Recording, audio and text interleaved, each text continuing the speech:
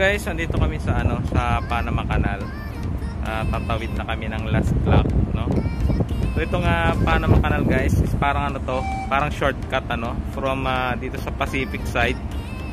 From ayun, Pacific side to Atlantic, no, Ocean.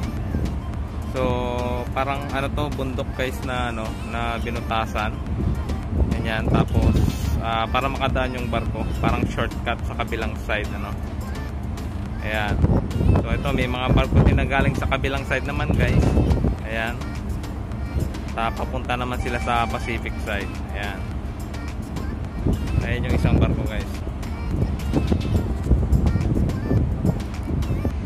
So ayan guys, dahil nga nasabi ko na ito guys, bundok na binutasan. So paano kaya paano makakatawid sa kabilang side kung paakyat siya then pababa. So malalaman nyo mamaya guys kung paano yung nagiging parang sistema nitong Panama Canal. Pero bibigyan ko kayo ng idea guys.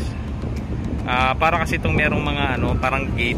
Halimbawa dito sa isang side guys, papasok ka sa isang gate, then isasara nila yon kasama yung barko mo, then fill upan nila ng tubig yon para umangat yung barko mo guys, no? Then pag umangat na, pumantay na sa kabilang side, bubuksan nila yung isang side ng gate, and then didiretso ka na guys. Ganon at ganon din ang ang ginagawa sa ibang lock.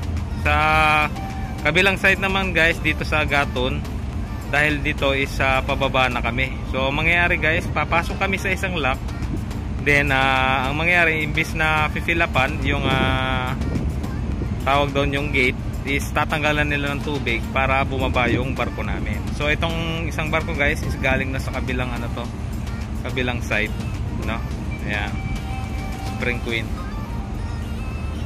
Laki, di ba?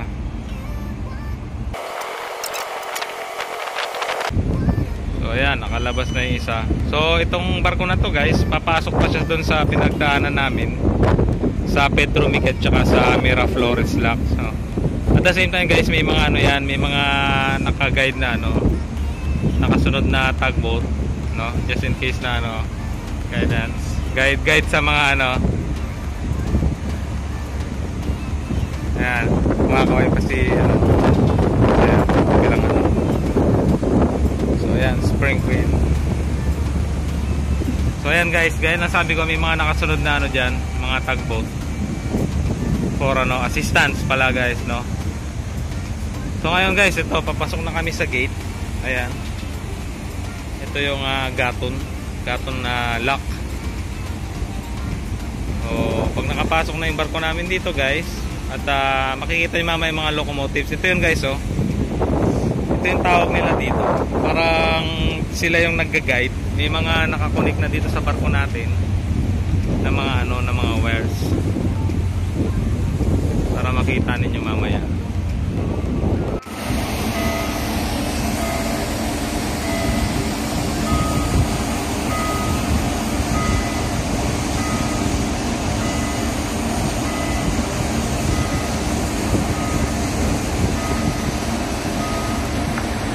Yung mga wires guys na magsisilbing guide ng ating barko, saka dito sa tinatawag nilang locomotive. Ayan. So may release yan. Ayan. Tapos ayan, hilahin lang nila yung wire, then i-guide yung ating barko hanggang makatawid sa kabila ng lock.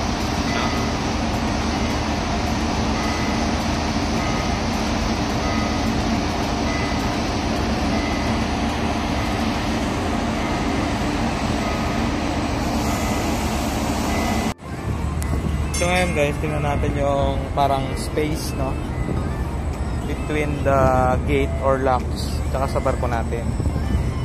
So ayan guys, tingnan nyo, masinsin yung yung space sa gilid. Then kaya meron din ito yan para i-guide tayo or i-guide yung barko natin.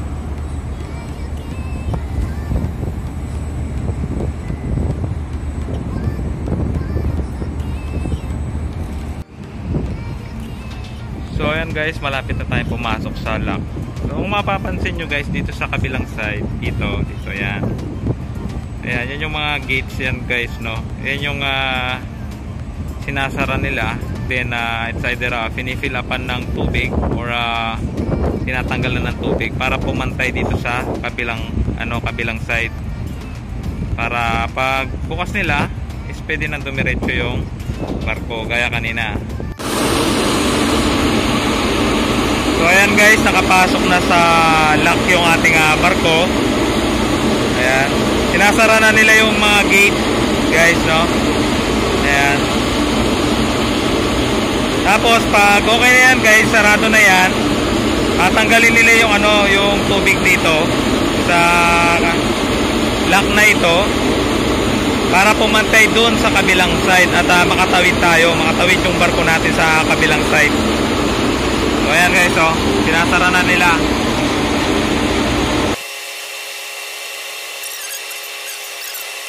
Ayan. So in position na yung barko natin guys. Aantayin na lang natin na tanggalin nila yung tubig dito sa pesto ng barko natin at bababa ito, no? At papantay yung tubig sa kabilang side para makatawid tayo.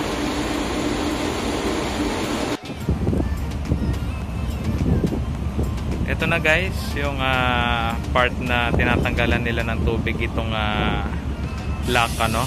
Kaya kung mapapansin nyo, yung kaninang parang pinaka-pader guys is ayan, kapantay na ng barko namin kasi tinatanggalan na nga ng tubig. Kasi sa kabilang side doon, makikita nyo yung parang bahay doon guys. Sa kabilang side, yung tubig is mas mababa, kasi pababa na ng bundok itong part na ito.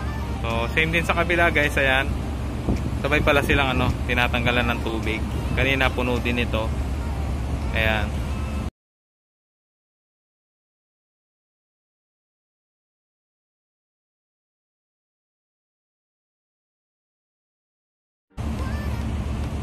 O mangyayari yan mamaya guys, di ba bumaba itong aming barko. Tapos may nag-aantay dun sa kabilang side pa opposite direction naman guys, papunta dito.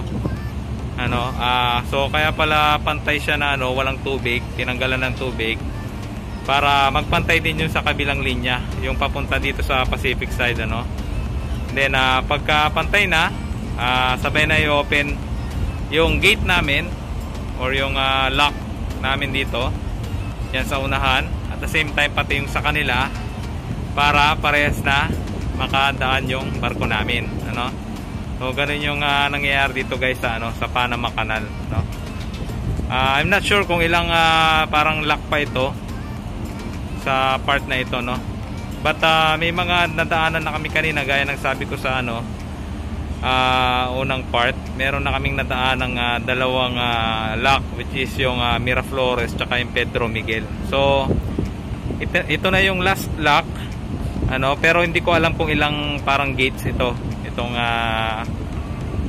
sa Gaton, Gaton na locks na ito. So ayan guys, medyo umuusad na kami.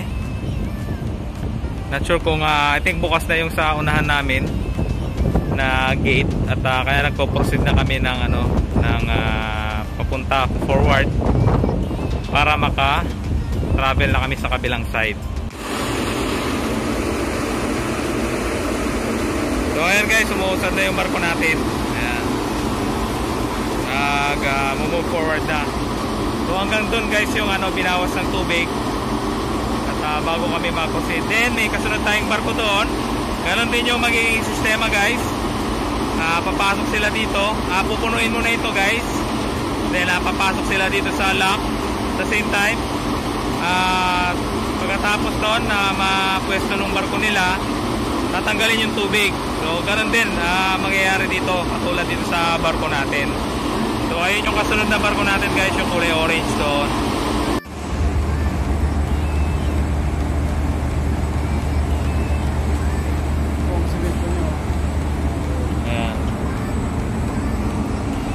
So ayan guys, kanyang gilid.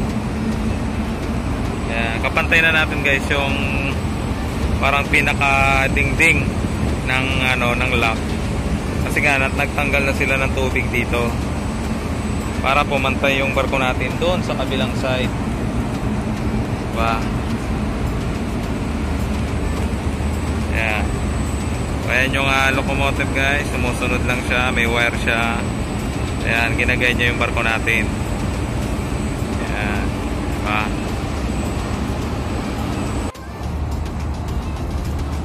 So ayan guys. Ganyan kasinsin yung space ng barko natin sa dingding ng Panama Canal or itong lock na ito.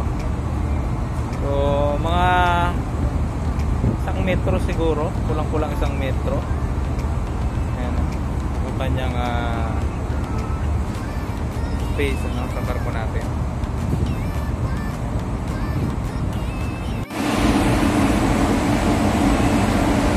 So yun guys, andito na yung isang barko kanina, ayan. Tayo naman, tatawid tayo ng Gatun Locks. Ayan. Ayan, Canal de Panama.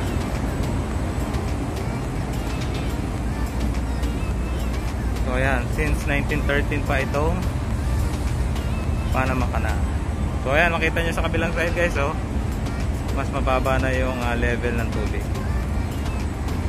Ayan. Yan yung Panama